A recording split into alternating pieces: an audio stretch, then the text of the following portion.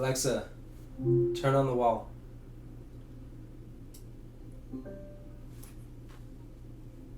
Should I describe it? So the wall is the beginning of a hopefully much larger collection of interesting little doodads. Primarily when people come over, it's like a little entertaining thing I can show them. But people hardly ever want to like touch my stuff.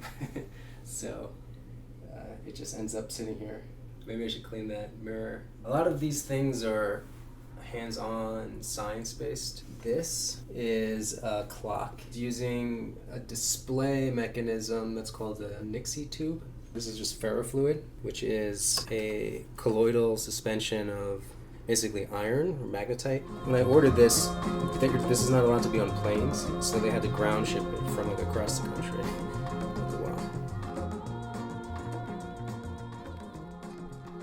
I made this holder. I 3D printed this and like designed it.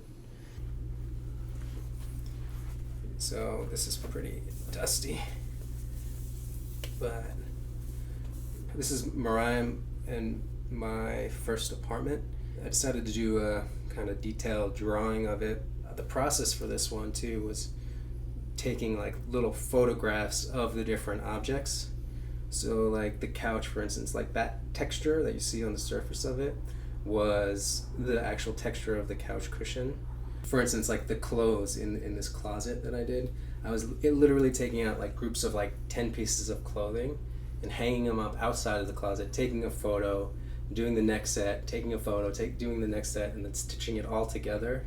I asked my parents for Christmas for a full-size skeleton, and that's a pretty expensive gift for like a 9-year-old. I'm sure it's like a few $100s to get like a life-size skeleton. So I guess the compromise was they just got me the skull, and I'll just carry it. It's probably one of the oldest things I have here in this whole set. This is also really old too. It has DNA embedded inside the acrylic. I remember I used to try to impress people back then by knowing how to spell and say the full name for DNA. Being like a little 7-year-old kid and spelling deoxyribonucleic acid. I'm not going to spell it for you. You can look it up if you want to. Found this on Etsy as well. I just thought it was like a kind of cool paperweight.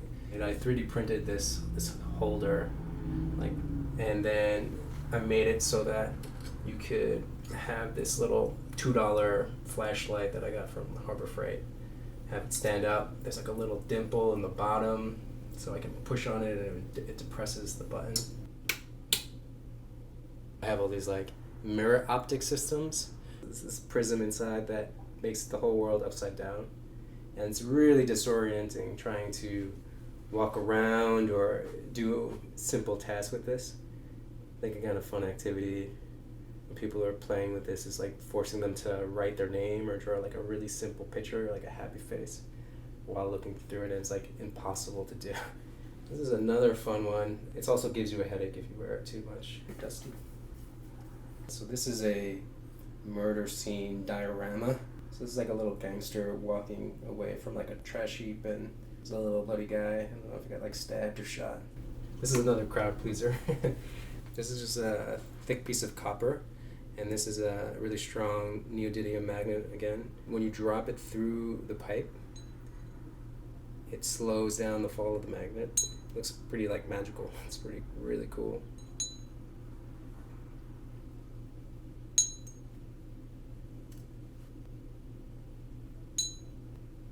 These are 2 cervical vertebrae that I got from a Gothic flea market. They did sell human remains there. So I've recently been doing more art that kind of blends digital art with my 3D printing. So this is my most recent one where I spent a lot of time, drawing like highly detailed things and then printing it just with regular paper and then laser cutting the paper and making plastic frames for the exact shape. I started making kind of Japanese-inspired little art pieces. These are also just individual frames that I layered. So I don't really know where that inspiration came from. I was probably stoned and just thought of it. I think the name of this particular helmet in Japanese, I think, is called kabuko. I'll have to double check that. I was really happy with the flowers. People ask me like, what am I gonna do with this? I'm like, Nothing, I'm just gonna have it. It's my thing that I'm gonna always have. I'm gonna show you the Euclid disc, just like a really heavy piece. I think this is steel in a concave mirror, and just spin it. Just let me forewarn you, this is gonna take like a full 90 seconds to complete, maybe 2 minutes.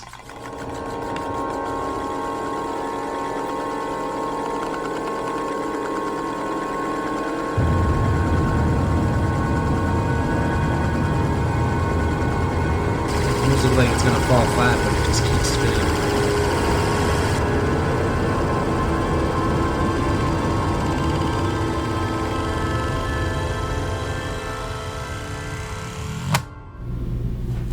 That's it.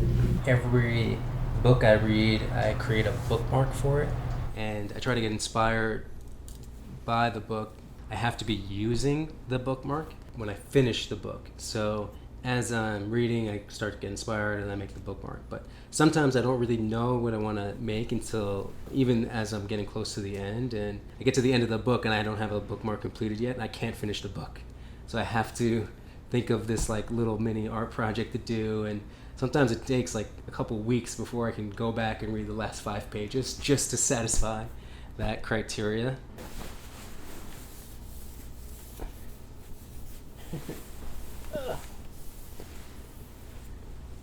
That's dusty. Okay. You want to see some of my art stuff? Like old sketchbooks, like this is my oldest one. This is when I was probably like late teenager, early 20s, super self-indulgent.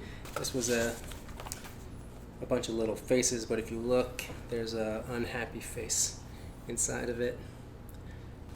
I was really into outlining back then, so I had like other sketchbooks that were just filled of these like outlines. This is kind of interesting. I tried making a poem. It's not really good, but I decided to just do 1 word a day. This sketchbook has this one, these really kind of sharp white edges. It's just putting 2 pieces of Scotch tape down, drawing the whole picture, then carefully peeling back the tape without ripping the paper. This is kind of a cool design. I kind of still do something similar to this. Parenthetically left, I don't know what that means, with a bunch of parentheses on the left side. I took acid for the first time, and this is what I drew. A couple that equally share the bad teeth award. Oh, I like this little cartoon. As the line passes Gilbert the fish, he felt a sense of regret, thinking what it would have been like if he went for the hook. This one, I drew this picture while I was drunk. I wrote, feeling drunk and feeling positive. Yes. It was just using a black pen over and over again.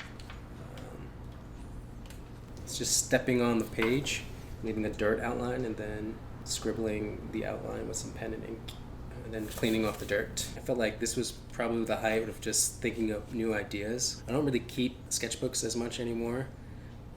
Part of the reason why is as I started progressing through making these, over time, my art was getting a little bit better and better, and then... Hey, movie stars. Hey, what's up? Are you done? No. Your eyes, my life. Yours. I'm just kidding. She's just been learning how to moonwalk. Oh, yeah. Not bad. Not bad. This started just stretching out, like, probably this whole book took me like a year. And this one, technically I still have blank pages, and it's been like 8 years, so it's cool. The present aesthetic direction that this book is taking has caused me to reevaluate the purpose of these pages. With solidarity comes enhanced scrutiny. Thus, by giving each idea exclusive rights to a single page, the responsibility of carefully formulation and presentation bears down on me more so than ever.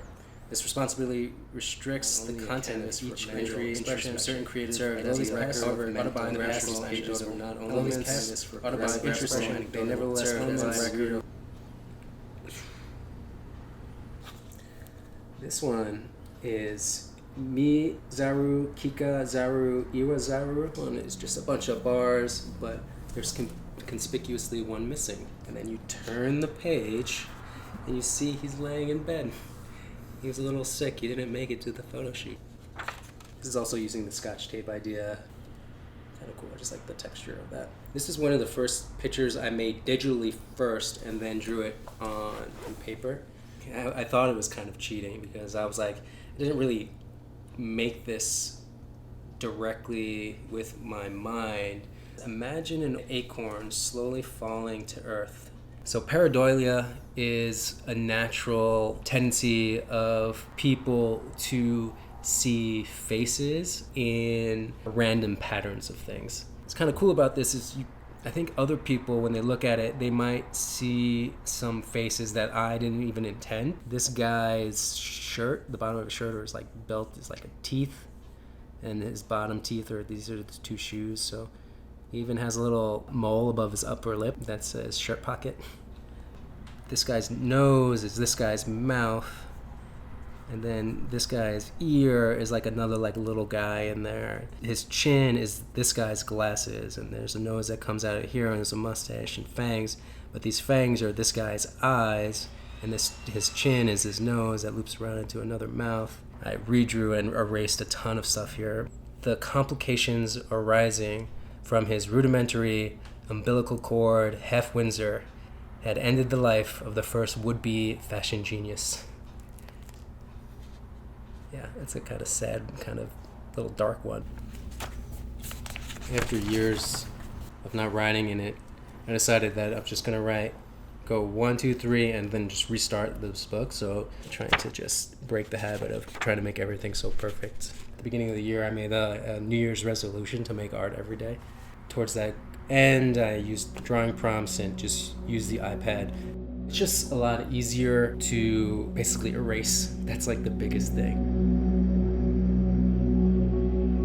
There once was a scribble that dabbled in neatness, to see the mess of his dress refashioned in sleekness. But the needed precision of this decision tainted the paint in the strokes of his vision. Yet the dream to redeem loose lines with fine design faded the scribble's precautions in time. So thus, one day, in a meticulous way, he finally erased his essence away. That's a poem about me. Probably. Who knows? It's always dangerous to read like poetry that you write,